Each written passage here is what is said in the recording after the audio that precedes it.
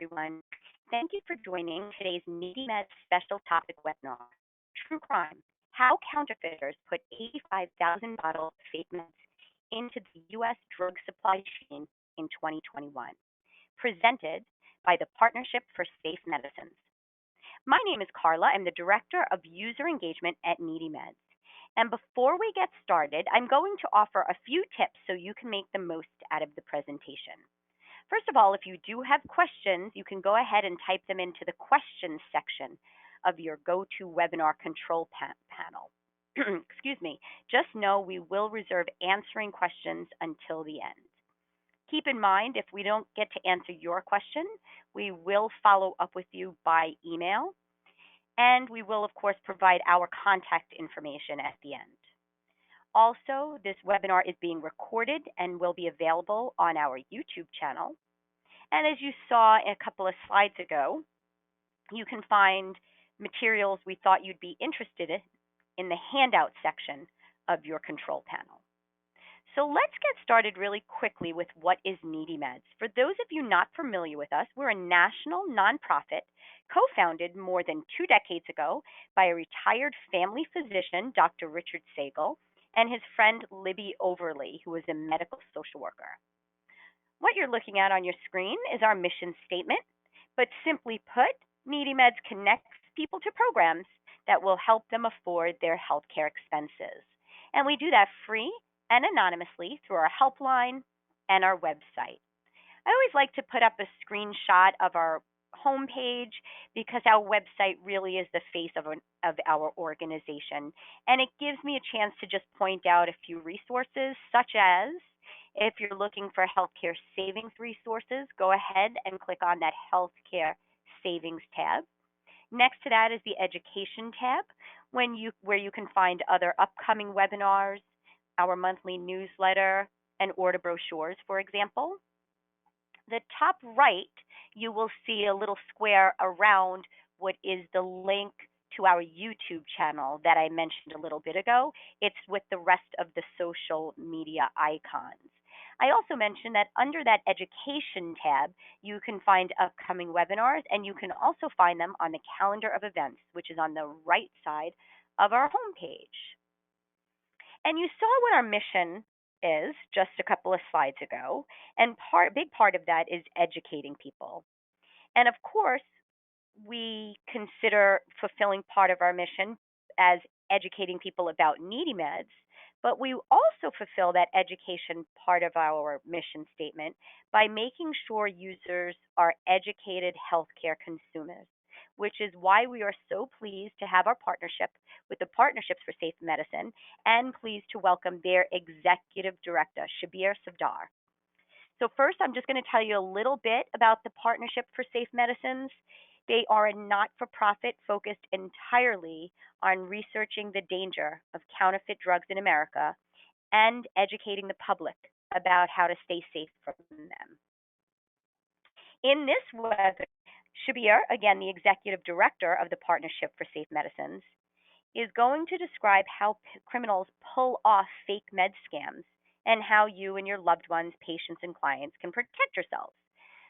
So without further ado, I'm going to pass the mic and the screen, and hopefully seamlessly, to Shabir. So bear with me while I hand that over. And as he grabs that, I will remind everybody that, again, if you do have questions, you can go ahead and submit them by typing them in to that question section of your GoToWebinar control panel. And Shabir, you should be able to grab the screen so that we can see your PowerPoint. And there it is, perfect timing. So with that, I'm going to go ahead and pass the mic over to Shabir. Enjoy the presentation today, everyone. Thanks for coming. Thank you, and thank you, Carla. Needymeds has been a partner of the Partnership for Safe Medicines for almost our entire existence, maybe our entire existence. And we really value working with you, and we spend a lot of time, including in our materials that we'll be publishing tomorrow about these fake drugs in Mexico, directing people to go to Needymeds as a safe alternative to risking their lives. So what I'm going to do is I'm going to talk about a really big crime that we'll be talking about probably for 5 or 10 years that was just revealed in January when the court papers were opened. So excuse Just me, Shabir, I'm going to go yes. ahead and just interrupt you because I do believe, and I'm getting some feedback, your audio is slipping in and out a little bit. So I'm not sure if it's movement or maybe security of the headset wire. But anyway, just wanted to pass that along. Thank you. I think it's actually network problems. So I hope that that does Got it. not persist. I'll check in a few slides if it's been going okay. So the partnership is a coalition of everybody that touches medicine from the factory floor through the patients, and obviously includes Needymeds, but includes pharmacists, wholesalers, and manufacturers, as well as patient outreach groups. We actually don't take any money from any for-profit companies of any kind. We are only allowed to take money from trade associations and nonprofits. And you can find us publishing something weekly on the counterfeit medicine problem in America on all of the major social media channels as well as YouTube. Carla, how's that sound? Much better. It was almost as if your audio needed to warm up. Thanks. So before I dive into the 85,000 bottles in that big scam, I just want to talk about something that just became public last week.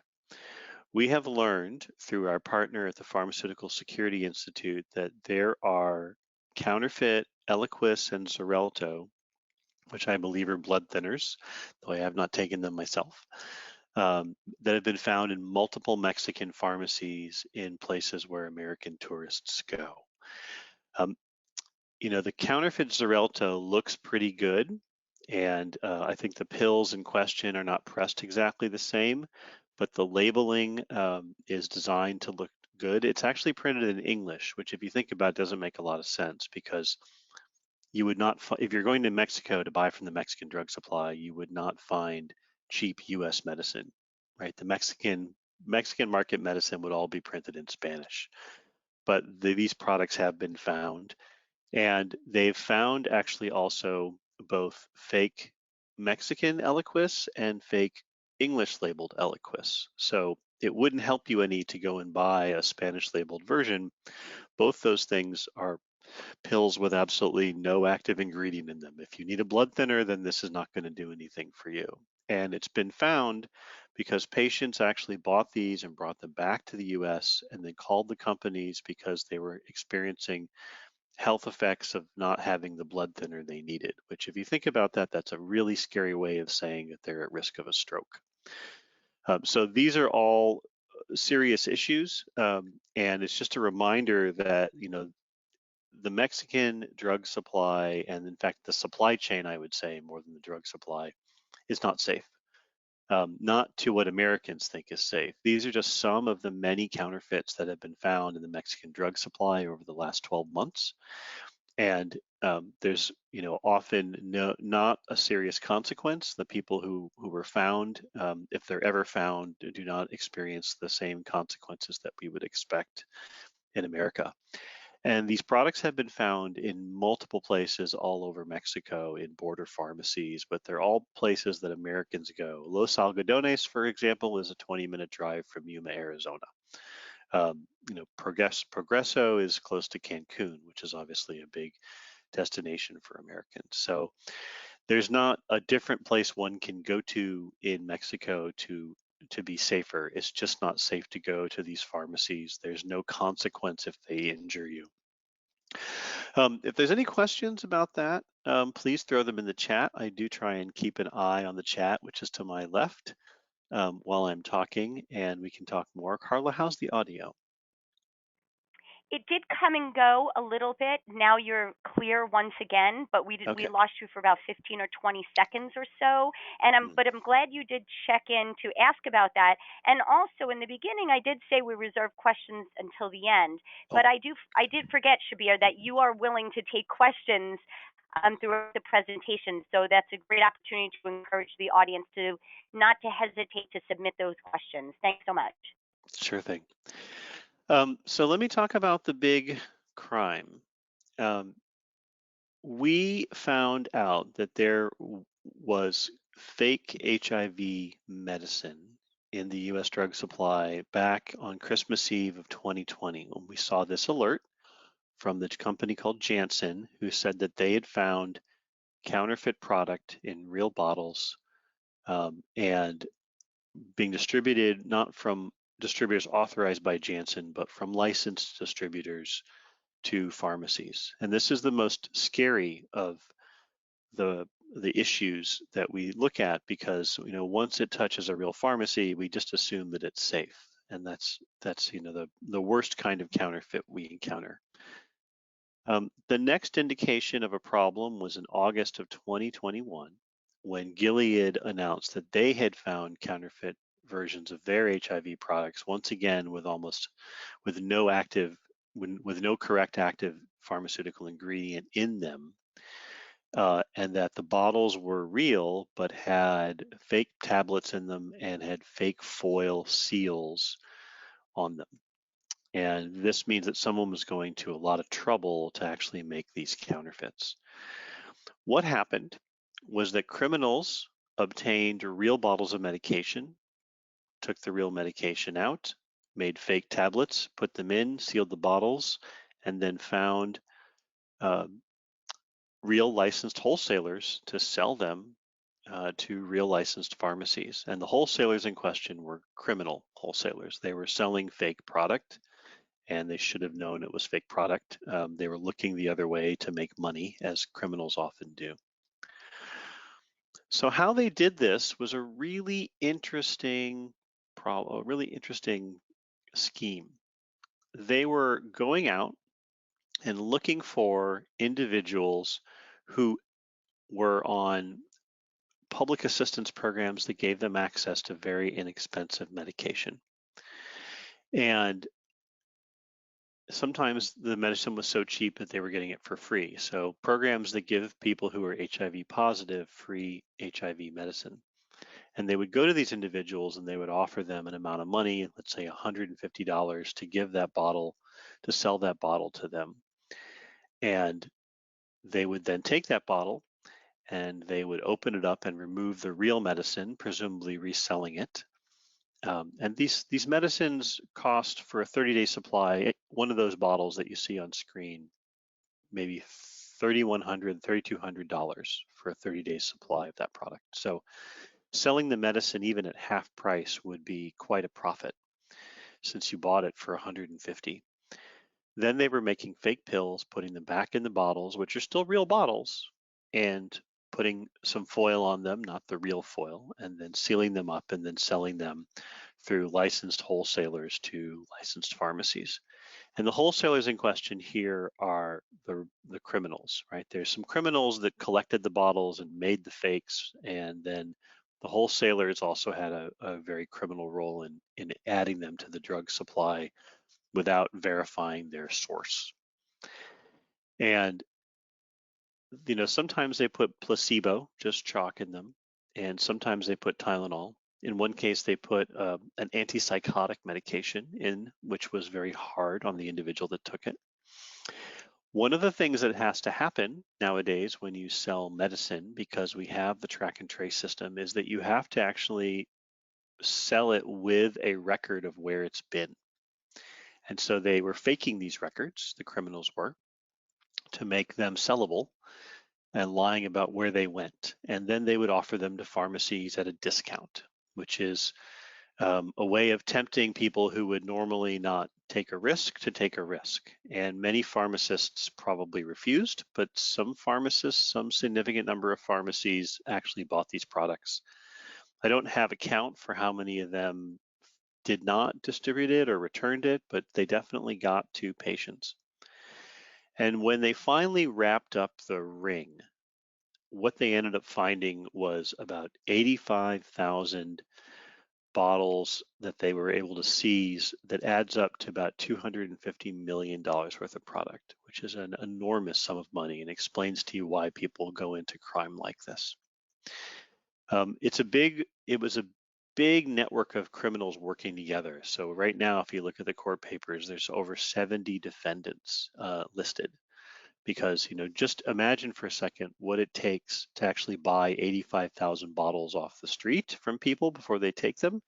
You had to have a large network of people working together to actually buy those and then send them to a central place. You obviously had to have a lot of people pressing a lot of pills, and then you had marketers and then wholesalers. It was just a lot of people involved in this particular crime.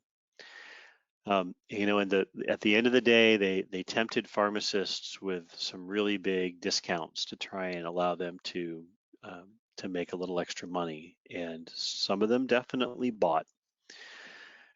So that all came public in January. It had been in court for a number of months, but it had been under seal, and in January it was unsealed. For a pharmacy, what it looked like was you got an email from a wholesaler who would tell you that they are a licensed wholesaler. They would give you their Board of Pharmacy license number and where they are, and they would tell you that they were going to give you a transaction log that showed the whole life of the medicine from start to finish, from the factory floor all the way up to the imaginary company SafeMeds LLC, which is selling it to you. Any questions so far? And Carla, just a quick audio check, good or spotty? Mostly good as far as the audio. No questions, but a bunch of comments at the shock of what you're sharing with your presentation today. Yeah. Yeah, this is really sad, for myself and my colleagues who work on this, and for me personally, who actually has seen, lost friends throughout the AIDS crisis. The idea that we have medicine now that can allow them to live a long, full life, a healthy life, to have someone counterfeit that sort of thing is really. I hope that there's a special place reserved for them in the afterlife, because I would be the first That's ones a to send that's them a to it. that's a good way to put it. And we do have a question coming in regarding any information, whether or not there's any information that can be shared about victims, individual victims that did wind up taking fake medicines, and if you can share some of those stories, how they were personally affected. So we don't have a lot because they're not named in the court papers, and none have come forward yet to be named. But we do know about the gentleman whose fake medicine was made with, I think it's called Seroquel. I think it's an antipsychotic. He was, according to the Wall Street Journal article, left incapable of moving or speaking until the medicine wore off. And so he Wow. had a very scary, presumably 6 or 8 hours while he was waiting for it to wear off, um, basically stuck, wondering what was happening to him. We are not aware of any patients who have died as a result of this. Um, I'm very hopeful that anyone who got fake medicine who was able to work with their doctor to notice that their vitals that are monitored as part of their HIV healthcare were changing in a way they shouldn't be, and they were able to actually pinpoint the medicine. It is our suspicion that patients were probably the ones that tipped this off, but we can't be sure. But often patients are the first canary in the coal mine for any kind of fake medicine like this. Just as they are with the fake blood thinners in Mexico, it's patients who are calling the manufacturer, telling them that the products are not working, that they bought in Mexico, that actually alerted the manufacturers to those problems as well. Unbelievable. Thank you, Shabir. You're welcome. So one of the many scams that is pulled off by these entities is that they will claim that a medicine went to Puerto Rico, was ordered by a Puerto Rican wholesaler, and that it was over ordered. And so it's come back and it's near expiration, and you'll see that on the transaction log. Part of the reason they do that, I think, is because it's perceived as harder to check it from Puerto Rico. Sometimes they claim that it was sent to Puerto Rico to help people who are underprivileged or who are poor in Puerto Rico to be able to get access to medicine. But this is not actually a thing that happens. I can tell you that medicine does not, in the wholesale network, go down to Puerto Rico and come back. It just doesn't do that. So if you ever hear a pharmacist say that they got a discount on some medicine over ordered by pharmacy in Puerto Rico. You can be assured that that's not actually how it works and that that's a problem. Shabir, I'll interrupt you for another question coming in, which Yes. is, are pharmacists trained to detect fake meds? So it's interesting. That's a great question. So pharmacists are in the entire supply chain of doctors, nurses, and pharmacists. Pharmacists are the ones who know the most and are most likely to find fake medicines. They are not trained in school to identify fake medicines. They are trained to understand what the secure supply chain looks like. So they understand and come out of pharmacy school with an understanding about the Board of Pharmacy licensing wholesalers and how to check those licenses before they purchase something. But as far as I know, there's no curriculum that is part of a pharmacy education about counterfeit medicines. I actually do this. This is part of my job. I actually was just in Ohio at the Ohio Pharmacists Convention, teaching them about this very case and about how to spot it. And I'll talk about how one pharmacist spotted it in a second. But these medicines are very tricky, and I'll tell you why. They are dispensed in that bottle, sealed to the patient. So the pharmacist never actually sees the pill themselves. The pharmacist, is not necessarily aware of any anti-counterfeiting printing on the label. The most I've heard of is I have actually heard of pharmacists after this crime became known, when they got a shipment of HIV medicines, to open them and look at the foil seal to see if it was still intact and if it had Gilead's name on it, which is a very above and beyond sort of thing to do. But the pharmacist can't actually, like they normally do, look at a wholesale bottle and check the pills, because these pills are never actually touched by a pharmacist. They're dispensed, they basically dispense a bottle to you that came to them from the factory. So that's a really tricky problem of this crime, and may have been one of the reasons that the criminals decided to use these medicines. Is Wow. there And Shabir, another? I'm going to go ahead, and there is, and this question, and I hope I'm reading it correctly, were any of the counterfeit products commingled with authentic products? That's a good question.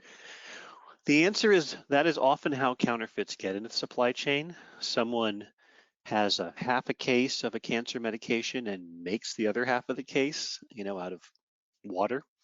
But in this case, we're unaware of that. We're unaware that that actually might have happened. We don't have any proof that it happened. It's certainly possible that they took only half the real medicine out and put fakes in for the other half, but that none of that has actually been documented in the legal case yet, which is still ongoing. So we don't actually know if that's what's happened. We don't actually definitively know, by the way, where the real pills went. We know they came Wow. out of the bottles, but we don't actually know who they were selling them to, which is of grave concern, obviously, to everybody in public health who's following this crime. Of course. Thank you. Okay, there's a little bit of a cutout there. I'm gonna just really jump through this next slide here, but there were a lot of people involved. There were marketers whose entire job was marketing these to pharmacies. There were some pharmacies that bought these products before and after an alert came out from Gilead and Janssen, and those pharmacies, probably several of them, got named in the litigation that's out there right now. There's distributors who actually were wholesalers, licensed wholesalers, who betrayed their oath to the State Board of Pharmacy to sell these products.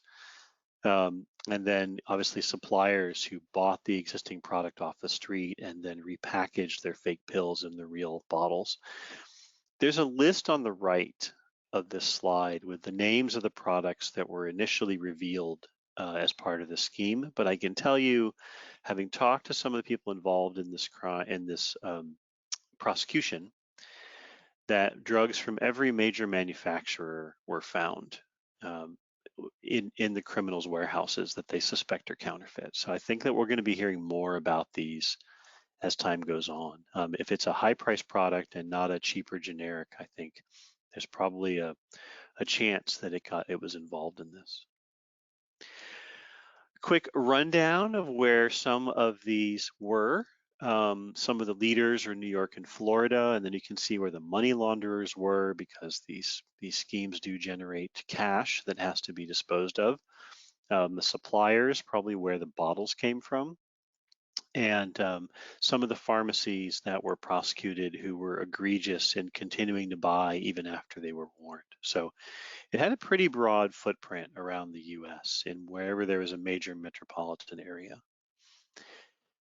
Here's an interesting fact about this crime and about the track and trace system. And this is really about how you can thwart this crime. This is a bottle of Gilead's product, HIV product, and this is what has to be on the side of the bottle because of the track and trace program. It needs a product number, a GTIN. It needs a serial number that is unique to that and only that bottle. And then it needs a lot number of what it was manufactured with, and then an expiration. And the interesting thing is that over the last 9 years, manufacturers, shipping providers, wholesalers have all been changing their IT systems to scan this code, which has that serial number, as a bottle passes through their warehouse. And that means that they actually have a record of the bottles that did pass through their warehouse. Let me just finish this story. What happened is that a pharmacist in Texas actually got a shipment from this criminal network and wondered if it was real. And so he had been given the transaction sales log that showed all the entities that had been bought and sold to. And one of them was this big wholesaler. It's one of the biggest 3 in the world, called AmerisourceBergen. So he called. He said, the track and trace system, is out there. I know it's been implemented, and this serial number on this bottle, was it in your shop? Because according to this paper record from the seller that sold it to me, you bought it from Gilead on this day, and it passed through your shop, and then you sold it on this day. Is that true?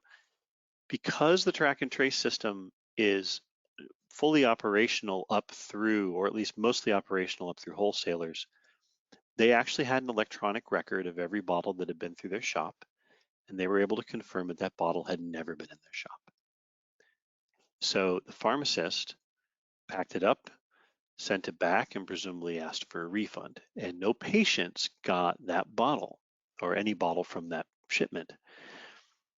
I like this story, not just because there's a pharmacist who cares, because pharmacists care a great deal, but because it shows that, we've spent 9 years implementing the system. Every kind of medicine had to change so that what is sold to the pharmacy, not to you as an individual, but to the pharmacy, had to have a serial number on it, and that serial number is actually a good way to check the safety of that medicine. But that system is designed for pharmacists, so please don't run to your medicine cabinet and look for that number. It's probably not on many of your bottles, because if you get medicine dispensed from a larger wholesale bottle of 500 tablets into a smaller one, it's only that 500 tablet bottle that'll have it. But that pharmacist that gave that to you can actually call his wholesaler and ask them, when did they have that? Can you confirm that you had that? And that's actually really exciting. From a public health and safety standpoint, the ability to be able to tell this sort of confirmation is great. And that's actually what I will be doing for the next 1.5 years of my life, is educating pharmacists that you can do that. That here's how you make that call. Here's how you actually confirm that that's actually where it came from, and that someone has to give you a transaction log, that all of that is required. So that's a really good positive thing that came out of this crime. If you can take anything good from it, it's that we actually know that the system works. It was a lot of money and time and effort to implement, and it's good to see that it actually can protect patients when it's used. And again, that's what I'll be doing for the next 1.5 years, is educating pharmacists that they can in fact use that system. Are there any questions, and can I get an audio check? Yes, the audio sounds good. And we did have a question that came in a little bit ago, which is what are the benefits to pharmacists and marketers participating in what they know are selling of counterfeit meds? Well, I think that the pharmacists probably did not want to really know it was counterfeit, and the pharmacists that bought it just were hoping that it was safe and they were getting a, a big profit benefit, right? If this bottle of medicine sells for $3,200 and you have a patient who gets one every month and you get it for cheaper, someone offers it to you for $27.50, you're probably pretty happy that you just made $550 and you'll make that So every month. they're clearly not passing the additional savings on to the patient. I find it unlikely because, most of us don't take medicine and pay $3,200 a month. It's our insurance company that pays it. So, we pay a copay. Right. Um, I think it's unlikely, though, that the pharmacist passed on any of that to anyone. I think they were just the ones that did buy it probably just pocketed the money and bought. Were just happy that the pharmacy was a little more profitable than it was the day before. Right. Thank you, Shabir. Sure. So I want to go on. I can certainly answer more questions about that, but I want to go on and talk a little bit about some of what we've been seeing lately in terms of criminal websites that pretend to be pharmacies that sell both controlled substances but also very serious therapeutics like HIV medication. As far as we know, the previous crime I just described was not done with website sales, with website pharmacy sales. That's a whole different other crime. And so I'm going to talk a little bit about those right now. And Um, Shabir, actually, I'm sorry to interrupt you yet again, but we do have a question, and you may be getting into this, which is online pharmacies. But the question is, what about those mail order pharmacies? Is everything also going through track and trace for mail order? so if by mail order you mean a licensed U.S. pharmacy that insists that you get dispensing through mail order, like I want to say Express Scripts would be an example of that, then yes, track and trace applies to them as well. In Thank fact, you. you'll see they will have, in most cases, they'll have a large wholesale bottle if you were ever at their warehouse that is shown, um, which is what they got. And the rule is, if you make medicine now for the U.S. market regulated by the FDA, as of like last October, everything has to have a serial number on it. So there's no medicine, being made today without a serial number on it for wholesale sales. Again, if Thank it's you. made for you to buy at home, it's a different story. But if it's whatever goes to the pharmacy has a trackable number on it. So we work with the National Association of Boards of Pharmacy, who's a member of PSM, and what they've been sharing with us of lists of pharmacies that are dispensing to Americans that are unsafe. And you can actually check on their website if you go to, I think it's safe.pharmacy or by SafeRx, you can find their search engine. It's got both an Excel spreadsheet with licensed pharmacies online and then a search engine that you can type in a pharmacy that you are worried about, and then you can check it. And one of the things that we found, for example, is that they're selling generic versions of U.S. medicines like this generic Biktarvy, which is, I believe, an HIV medicine. The problem, of course, is that there's no FDA-approved generic for Biktarvy in existence. And the danger of that, of course, is that if it's not an FDA-approved generic, there's no FDA inspector inspecting that facility. So you don't know, first of all, if it has any medicine in it, or if it has some kind of pollutant in it that might be a cancer-causing agent, for example, which happens actually more often than you'd think in a manufacturing environment. So they're selling things like this. And one of the ways, and this is from a real, supposedly Canadian pharmacy, one of the ways that they try and convince people that these are safe pharmacies is by having these certificates on their website. This one looks like this. It looks very good. It says the Department of Health and Human Services, U.S. Department of HHS, has approved all the drugs to be sold from this pharmacy. The HHS does not issue certificates like this. Pharmacies are actually regulated at the state level, believe it or not. So they're not in the business of approving individual pharmacies. And so this is one of the many online pharmacies that I just took this off of that shows that it's not real. Another interesting thing is this pharmacy is actually in Montreal. Yes, they say they're in Montreal, which is in the province of Quebec. Pharmacies are regulated by their province, but this has a mysterious certificate from the province of Ontario. And that's not safe and also made up. This is not a real certificate. This is not a real pharmacy. You could check it, but I can tell you that there is no legitimate Canadian pharmacy that's allowed to dispense mail order to Americans. If you are in Canada and you go to them and say, I've got an emergency, I need medicine, they will sell it to you. If it's especially if it's not a controlled substance, right? If it's a controlled substance, then they're just going to turn you away unless you've got a Canadian doctor's prescription. But this is completely fake. You know, there's no mail order Canadian stuff that's legal. So if you ever see a website that offers to take your order online, says it's Canadian, and mail you the medicine, entirely fake. These websites don't just sell fake versions of therapeutics, but they also sell controlled substances. And some of them are probably real, and some of them are probably fake versions made with things like fentanyl. So we profiled a bunch of these recently. This was a website that was selling lots of controlled substances, and all the names of these websites were referred to the DEA.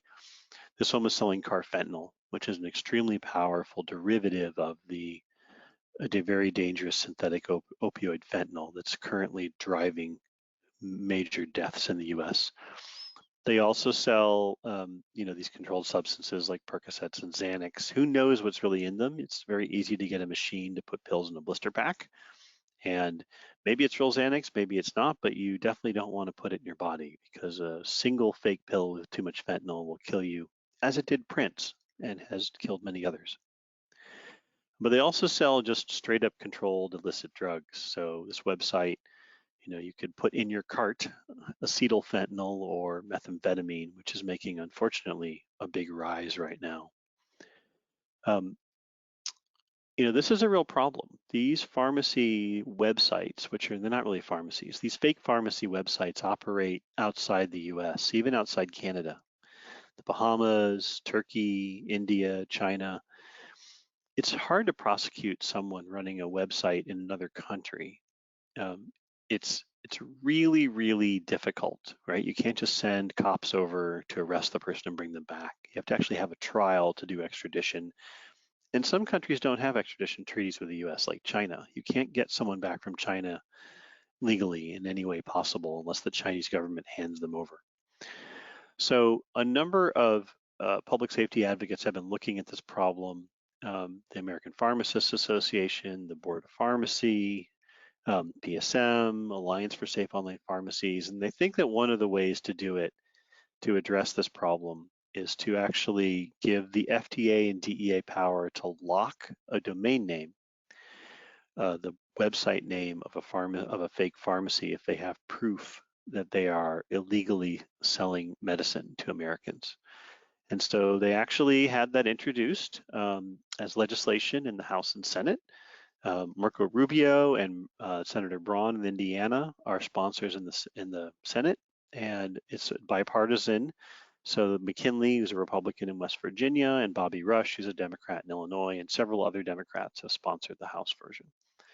And it really is very simple. It just says if the FDA or DEA or one of their trusted regulators finds a website illegally selling drugs to Americans, they can present that evidence to the people that run domain names on the internet, and they can ask them to have it shut down if they cannot produce a valid license, a valid pharmacy license.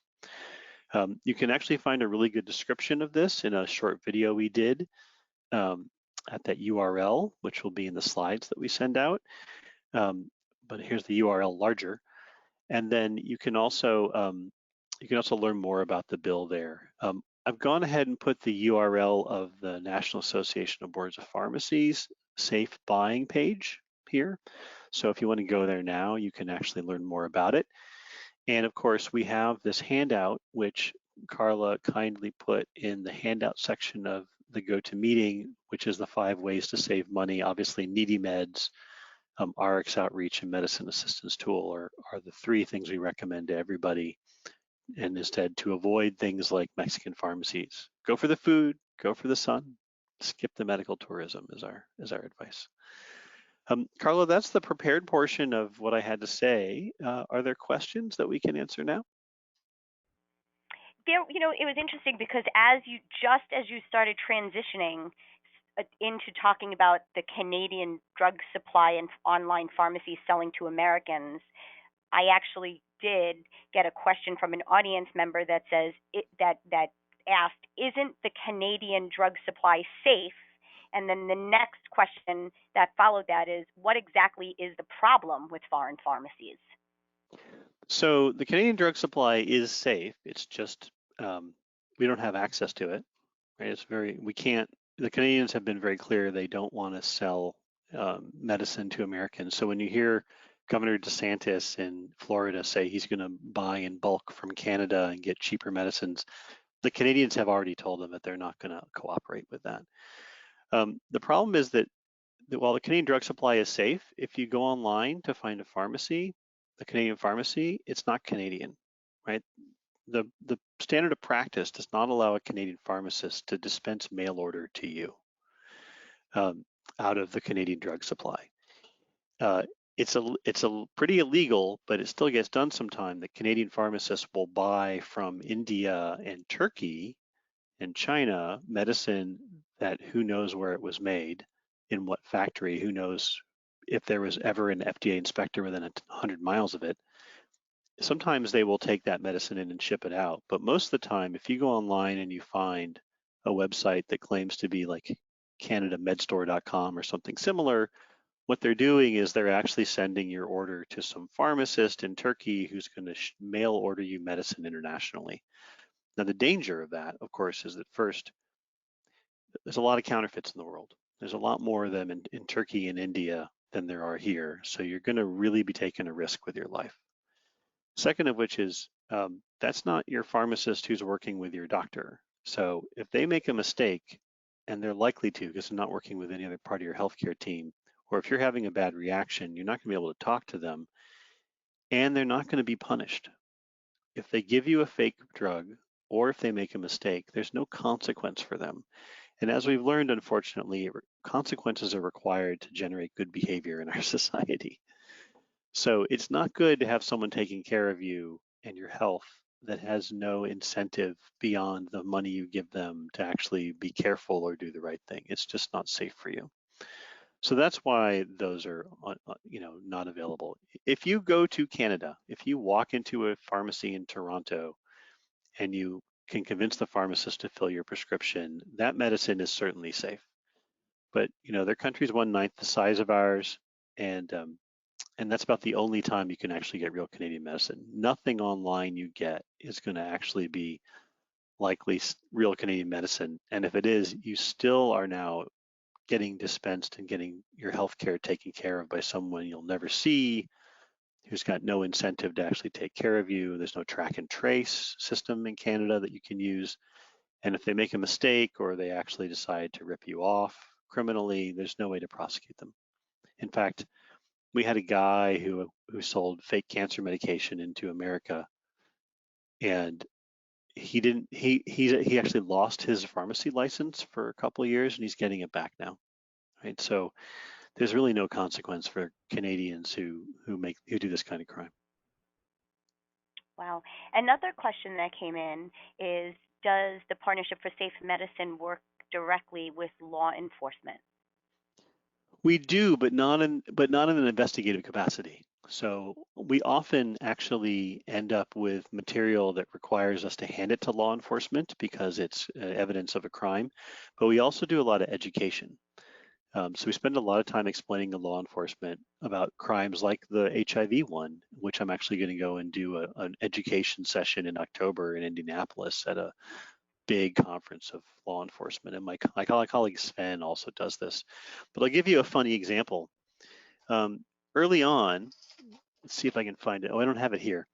Early on, when the vaccines were just coming out, there were people selling empty vials of vaccine online, and it was on eBay. And one of the problems is, as you can tell from that crime with the HIV medicine, is the packaging is the most expensive part of a counterfeit medicine. So someone was finding empty vials of Moderna vaccine and Pfizer vaccine and selling them on eBay. And the next thing that somebody could do is just fill them with saline and sell them as real vaccine. And so I bought a couple just to see if they would actually show up, and they did. And then I realized that the 10 minutes it took me to buy them off eBay was not the problem. The problem was the hour and a half I had to fill out police reports because now I had evidence of a crime that I had to refer to law enforcement. So I'll never do that again if I can help it. So another question coming in, and you just, I think, answered it, but was you did mention that you were doing training for pharmacists. Do you regularly do training for law enforcement or politicians? So we do actually do education for politicians. I actually do a 25-minute education session where I try and distill down everything about counterfeit medicine in America that's happening in the last 12 months for congressional staff. And so we do that. That's very, very useful to them because I'm like a walking three-ring binder. Um, and then we do year-round education for law enforcement. You know, a lot of what law enforcement is dealing with right now are fake pills, fake opioids, fake Xanax, fake controlled substances made with fentanyl and methamphetamine. And we've seen a lot of it, and we've seen a lot of prosecutions. And so we are useful to law enforcement by saying, you know, this is what a pill press used to make fake pills looks like, and this is the legal profile of what happens if they get caught with it, and you know this is what we've seen in terms of the spread. This is where they're selling these fake pills. That sort of education we do pretty much year round with law enforcement. And it's my colleague Sven that does that. If you actually are law enforcement and you would like to arrange a free training, please just reach out to me after this, and Sven will we'll work with you on that. We're really actually very excited to do that. We do those with often moms who've lost kids to fake pills with fentanyl, which is unfortunately a large group of people right now. That is so unfortunate. Thank you so much, Shabir. And a reminder, Shabir also mentioned in his presentation, and I can't stress enough to regularly check out the Partnership for Safe Medicine website because you would be surprised, as I am, sometimes the breakneck pace at which these stories are breaking. And Partnership for Safe Medicine does a really good job, especially my favorites are the videos, putting together these quick little videos that really drill down what the public needs to know. And as Shabir also said, follow them on social media because it's a great, quick, and effective way to stay up to date with being safe with your meds. And that counterfeit drugs pamphlet or card you're looking at on your screen can again be found in the handout section of your go-to webinar control panel in electronic format. Obviously, that could be printed out and shared. So please do that. And Shabir, do you have any other slides that you're sharing with the audience? Because if not, I'll go ahead and transition. Go ahead and transition. This has been great. Great. Thank you everybody for your time. Wonderful. Oh, this has been fantastic, and we're not going to let you go just yet, Shabir, because we do have some other questions coming in from the audience that we didn't have a chance to get to. And a reminder, in addition to being safe with your meds on your path towards wellness, sometimes, unfortunately, being able to afford medications and other healthcare expenses is a big barrier. So please don't hesitate to reach out to Needymeds. What you're looking at on your screen are the categories that will pop up if you click on that healthcare savings tab on needymeds.org. So check out our site further when time allows, and I encourage everybody to check out also our calendar of events on the bottom right hand of needymeds.org, or click on that education tab next to healthcare savings to see upcoming webinars. And we populate that with webinars such as this one that we know our users will not only be interested in, but will benefit from when it comes to being safe regarding their health and health care. But we also populate our calendar of events with Needymeds webinars. So monthly we do about a half-hour overview webinar, which is exactly what it sounds like. It's a broad overview of Needymeds, the resources we have, and how you can find what you need on our site. And we also do between 10 to 20-minute webinars that do a deep dive into some of these healthcare savings categories you're looking at on your screen. Here's a snapshot of some upcoming webinars in case you're interested in joining us for future ones, which I certainly hope you are. A reminder, although we have had wonderful audience participation, so I think I've said this enough, but in case I haven't repeated it too many times, I will remind anybody, any questions or comments, you can go ahead and to submit them into that questions section of your GoToWebinar control panel. I am leaving up the contact information, importantly, for the Partnership for Safe Medicines on the screen, and you can reach out to me or Needymeds with that contact information on the bottom of that screen. So Shabir, a couple of other questions that came in, and we probably will wrap it up after these last couple of questions.